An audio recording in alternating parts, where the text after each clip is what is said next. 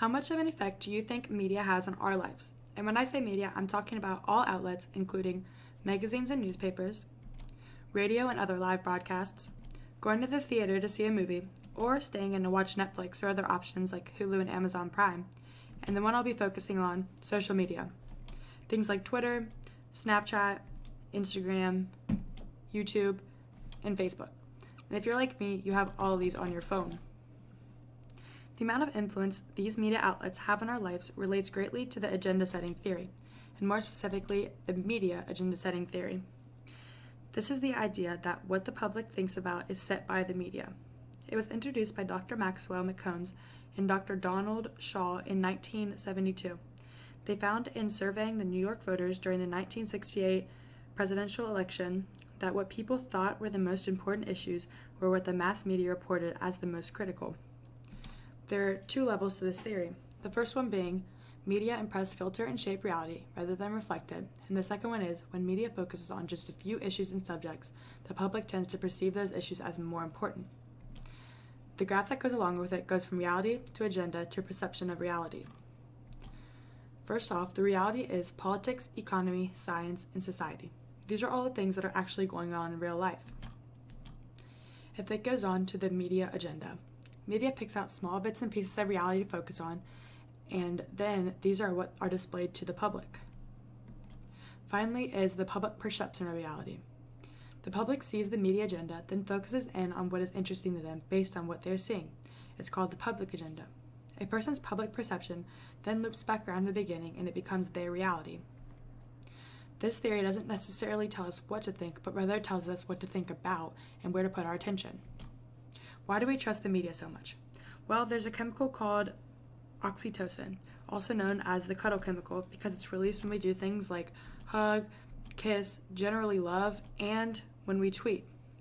That's right, oxytocin is given off when we tweet.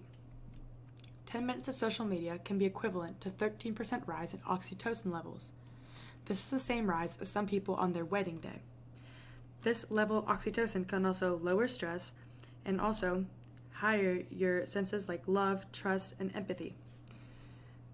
These are feelings that social media gives us, and result, the users are more trusting of what they are reading and listening to. The royal wedding is a great example of the agenda-setting theory.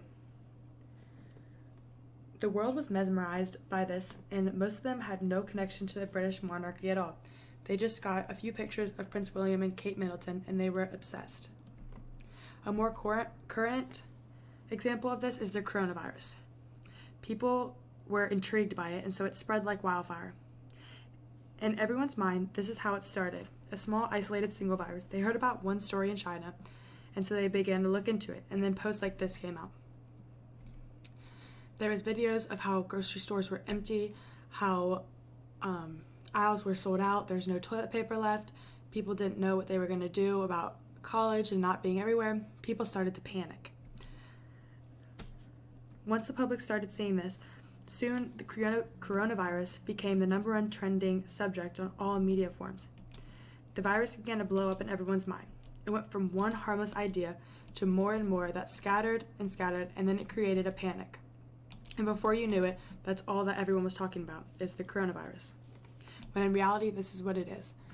A virus that is 97.7% non-fatal and 2.3% fatal. And to put it into perspective, up to 51 million cases of the flu have been diagnosed this year and 55,000 deaths. And for the coronavirus, only 1,629 cases and 41 deaths. And this was updated in the last 2 days. You can see that there are a lot bigger problems than this virus, but because media has taken it out of proportion, universities have shut down, grocery stores have nothing left, and people are in panic. This is just one example of the many times that media has shaped our reality. So next time that you see a post or listen to a video online, take a second to have your own thoughts before you believe everything that you see on media.